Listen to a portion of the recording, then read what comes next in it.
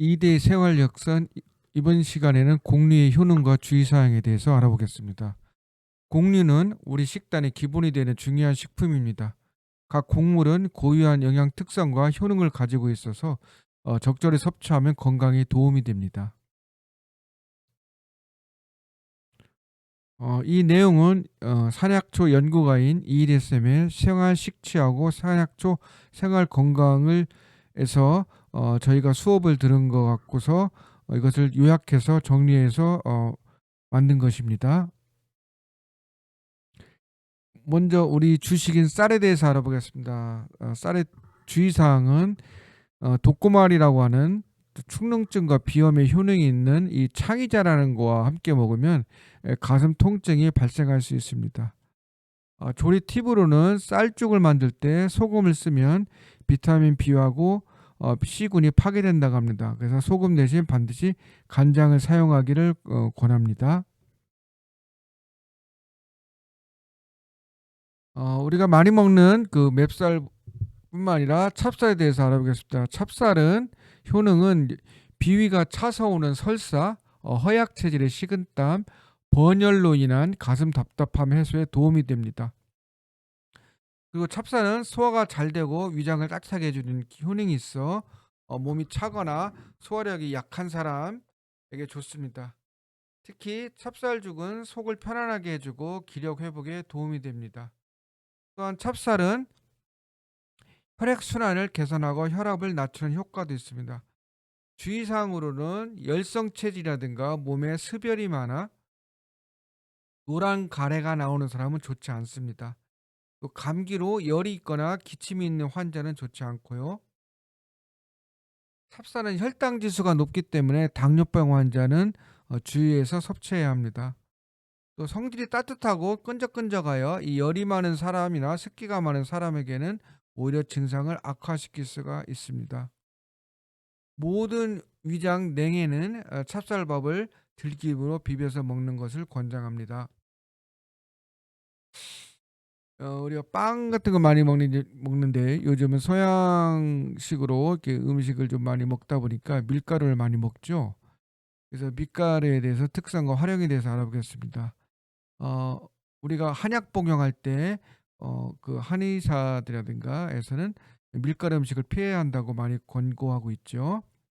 그다음에 부소맥이라고 하는데 소맥은 이제 밀에 대해서 한자어인데 뜰부자를 써서 뜨는 그 밀이라는 거죠. 그 물에 뜨는 밀, 그 쭉정이 밀이라고 하는데 효능이 있습니다.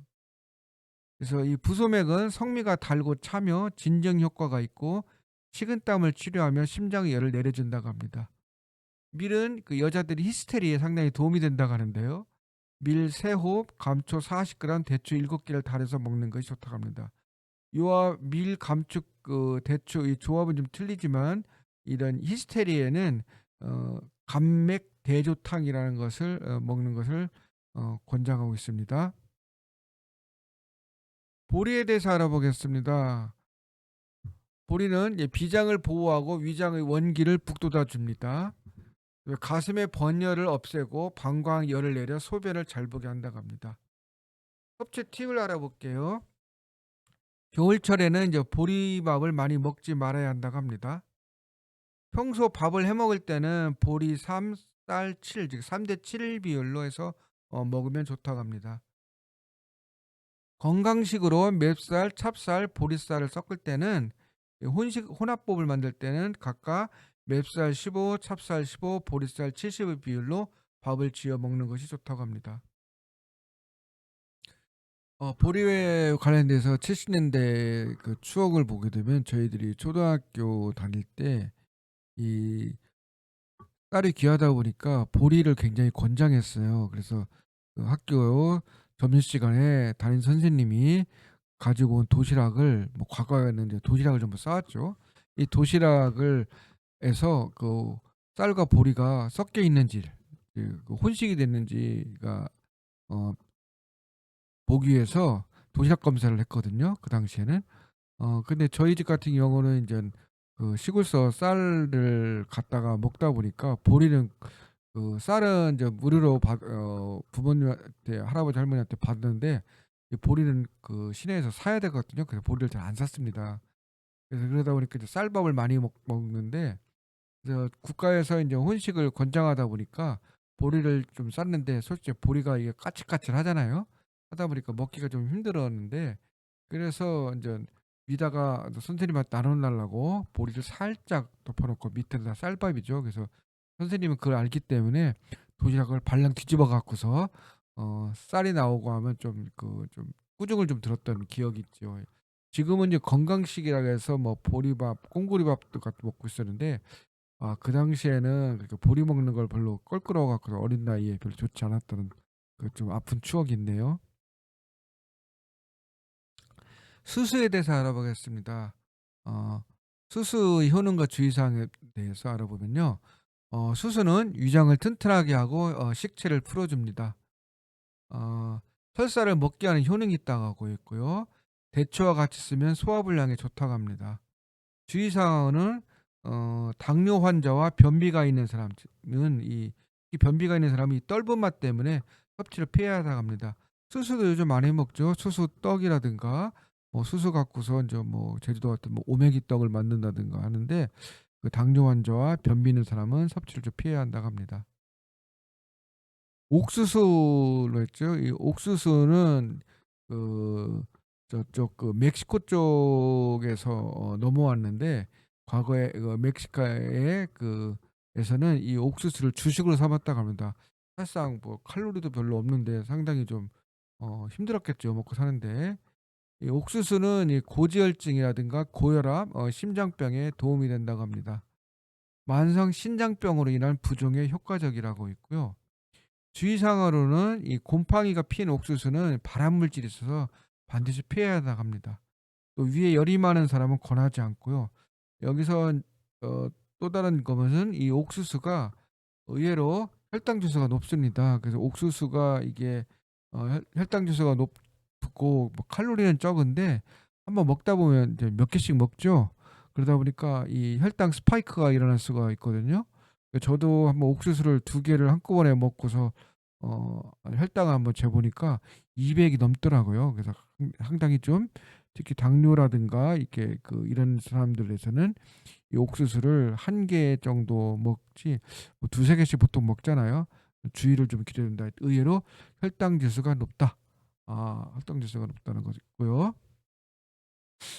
귀리와 조에 대해서 알아보겠습니다. 이 귀리가 있는데 어떻게 뭐 블루베리가 있고 뭐 딸기가 있고 좀 그림이 좀 거시기하네요.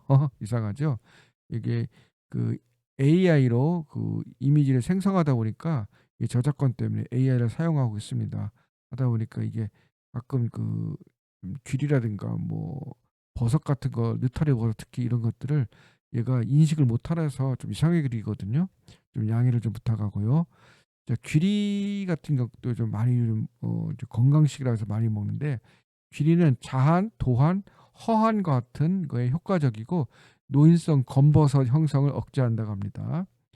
자한이라는 것이 있는데 땀이죠. 스스로 나는 땀. 자한이라는 걸 한번 해석을 해보면, 가만히 있어도 때를 가리지 않고 축축하게 땀이 나다가 움직이면 더 심하게 흘리는 땀을 자한이라고 합니다.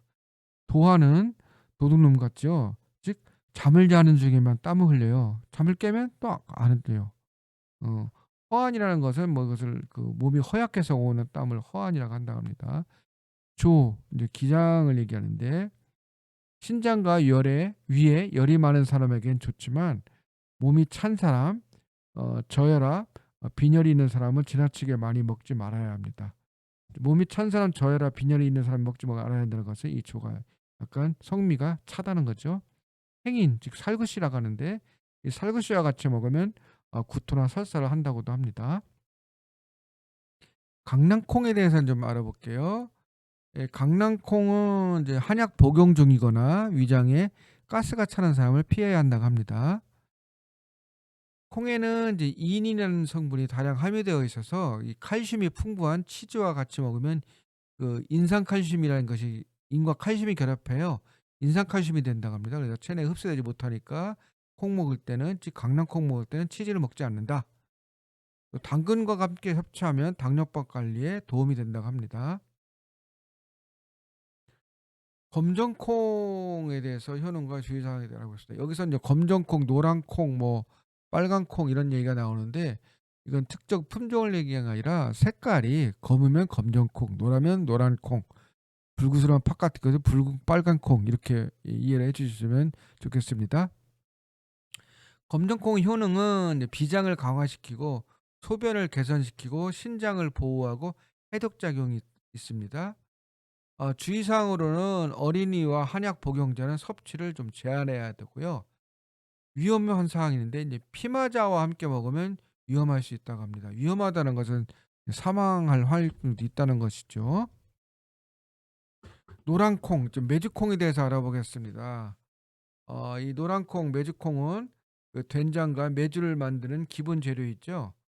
효능으로는 비장 기능을 강화하고요. 빈혈 개선, 영양 불량 해소, 식체에 도움이 된다고 합니다.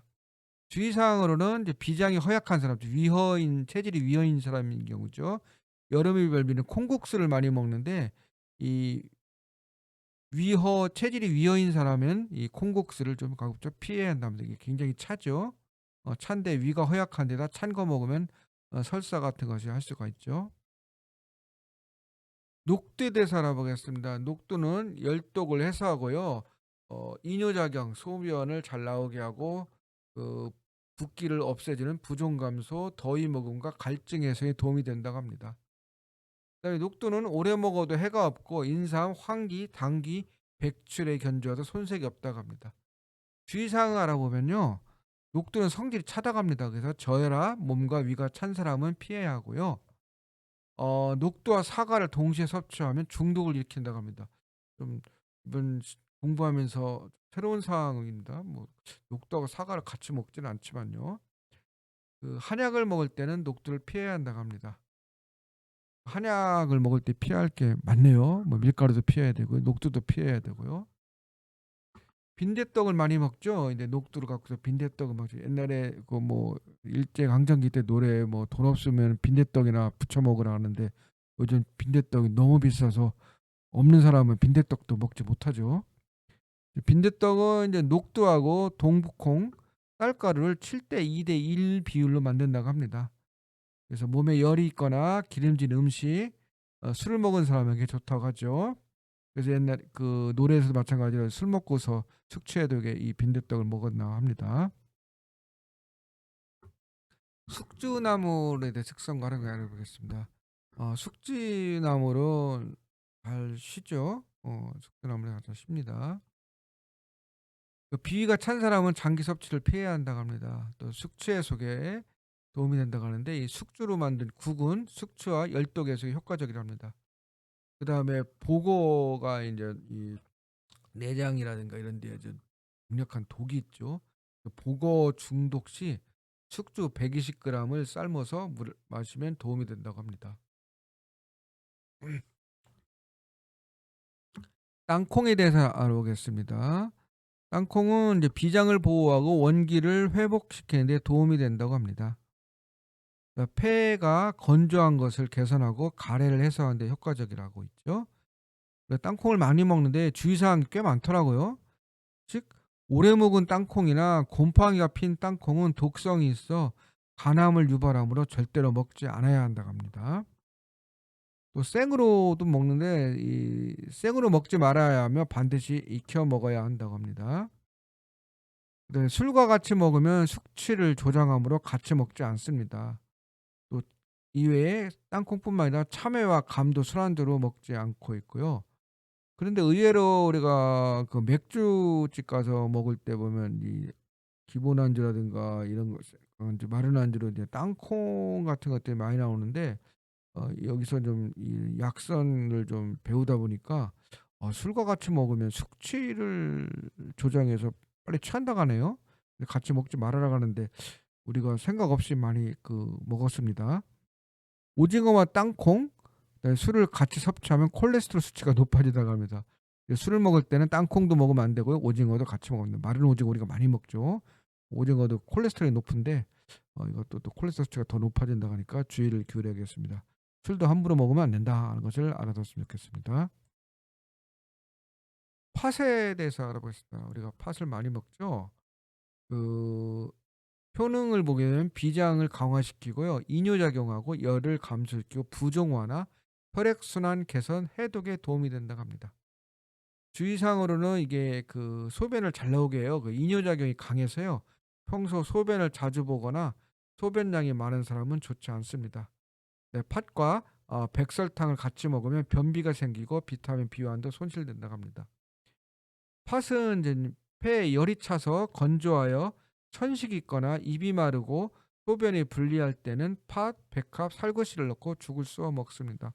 우리가 그 겨울에 12월 달 동지 12월 20일쯤 지나면 우리 그 팥죽을 많이 먹죠. 팥죽을 그 동지죽이라고 하고 있고, 요즘은 또 이 팥이 그 사계절에서 뭐그 팥칼국수라든가 이런 것들을 좀 많이 먹는 경향이 있습니다.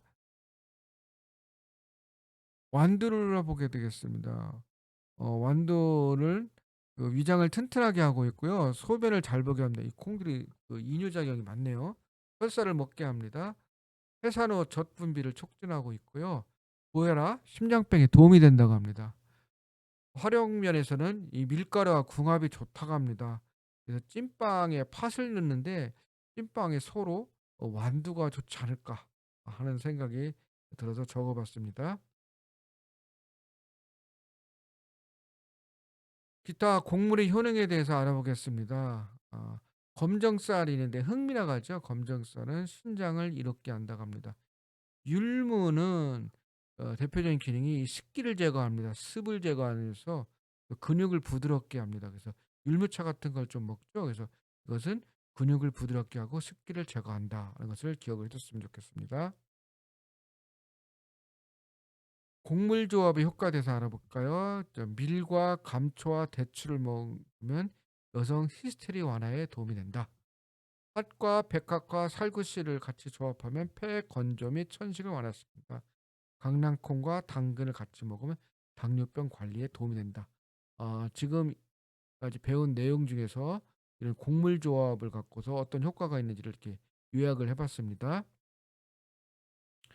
곡물 섭취 주의사항을 보게 되면 이 밀가루라든가 녹두, 검정콩은 한약과 함께 섭취하지 않습니다.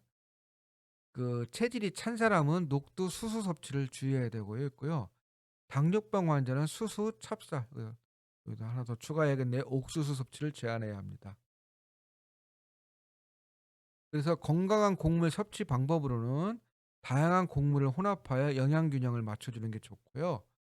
소화가 잘 되는 형태로 곡물을 섭취하게 되면 좋겠습니다. 곡물죽 같은 걸 먹는 것도 좋겠고요. 그다음에 영양 흡수율을 높이기 위해서 곡물을 발화시켜 먹습니다. 요즘 그 햇반 같은 데 보게 되면 발화현미, 발화흑미 이런 것들 발화 음식 같은 것이 있는데, 이 발화 곡물도 영양 흡수율을 높이기 위해서 곡물을 발화시켜 먹는 게 좋다고 합니다. 수고하셨습니다.